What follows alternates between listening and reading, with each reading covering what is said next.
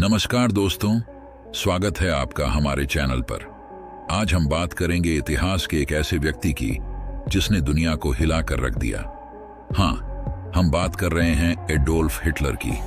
Hitler के प्रारंभिक जीवन की कई घटनाओं ने उनके विश्व दृष्टिकोण और राजनीतिक महत्वाकांक्षाओं को आकार दिया।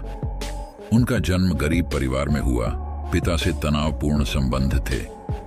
वियना के आर्ट स्कूल में असफलता के बाद उन्होंने राजनीति की ओर रुख किया। वियना में रहते हुए उन्हें यहूदी विरोधी विचारों का सामना करना पड़ा।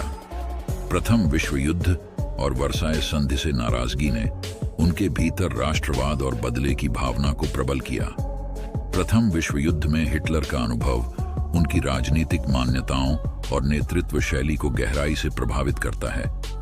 एक सैनिक के रूप में जर्मनी के लिए उनका गहरा राष्ट्रवाद विकसित हुआ। युद्ध में जर्मनी की हार ने उन्हें हताश और क्रोधित कर दिया और वर्साय संधि को उन्होंने अपमानजनक माना। यह निराशा उनके भीतर बदले की भावना को प्रबल करती है, जिससे उनकी नेतृत्व शैली में आक्रामकता, सैन्यवाद और राष्ट्रवाद की प्रधानता आई, जिसने आगे चलकर नाजी विचारधारा को आकार दिया। वर्साय की संधि ने हिटलर के सत्ता में आने में महत्वपूर्ण भूमिका निभाई। संधि ने जर्मनी पर भारी आर्थिक, सैन्य और क्षेत्रीय प्रतिबंध लगाए, जिससे देश की जनता में गहरा आक्रोश और असंतोष पैदा हुआ। हिटलर ने इस असंतोष का फायदा उठाया, संधि को राष्ट्रीय अपमान बताते हुए जर्मन गौरव को पुनर्स्थापित करने का वादा किया। उनका राष्ट्रवादी और बदले की भावना से भरा संदेश जनता के बीच लोकप्रिय हो गया, जिससे उन्हें सत्ता हासिल करने में मदद मिली। हिटलर ने नाजी पार्टी को एक मामूली समूह से जर्मनी की प्रमुख राजनीतिक शक्ति में बदलने के लिए कई रणनीतियां अपनाई।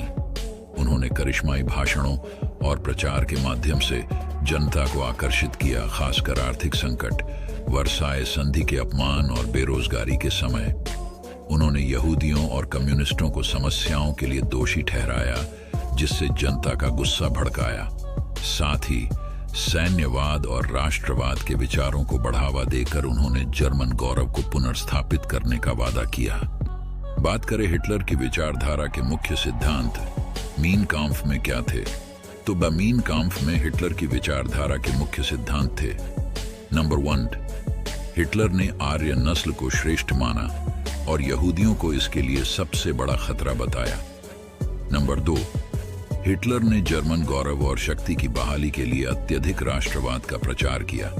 नंबर 3, जर्मनी के विस्तार और अधिक लेबेन्सराउम की आवश्यकता पर जोर दिया। और नंबर 4, लोकतंत्र को कमजोर मानते हुए शक्तिशाली नेतृत्व का समर्थन किया।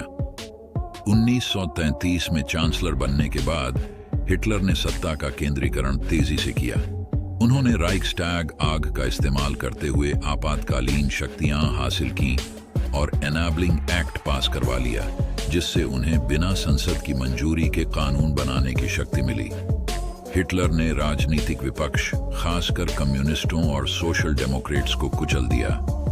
उन्होंने सभी पार्टियों पर प्रतिबंध लगाकर नाजी पार्टी को एकमात्र पार्टी बना दिया, जिससे पूर्ण तानाशाही स्थापित हो गई।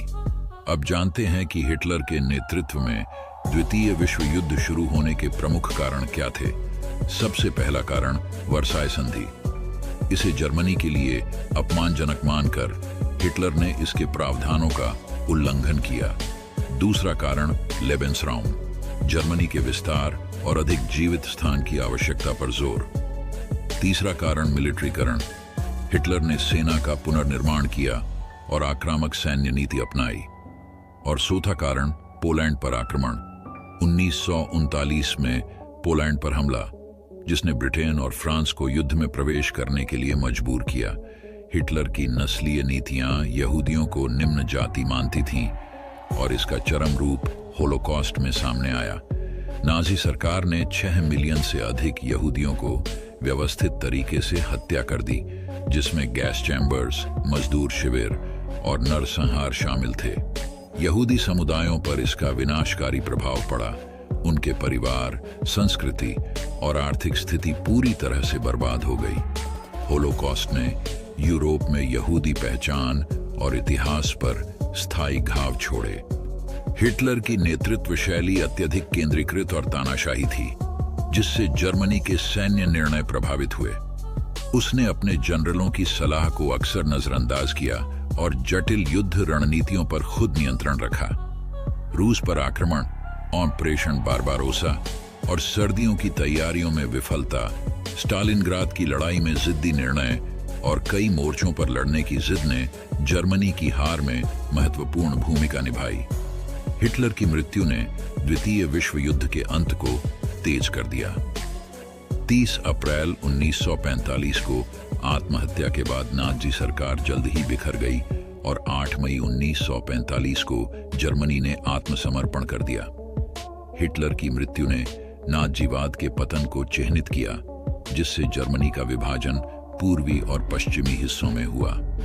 युद्ध के बाद जर्मनी का पुनर्निर्माण हुआ और नाजी शासन के अत्याचारों से मुक्ति पाते हुए देश ने लोकतांत्रिक और आर्थिक सुधारों का रास्ता अपनाया।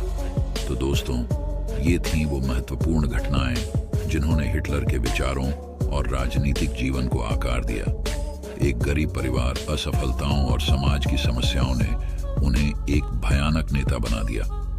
लेकिन हिटलर के जीवन से हमें यह सीखने को मिलता है कि असफलता और संघर्ष हमें किस दिशा में ले जाते हैं, यह हमारी सोच और नजरिए पर निर्भर करता है।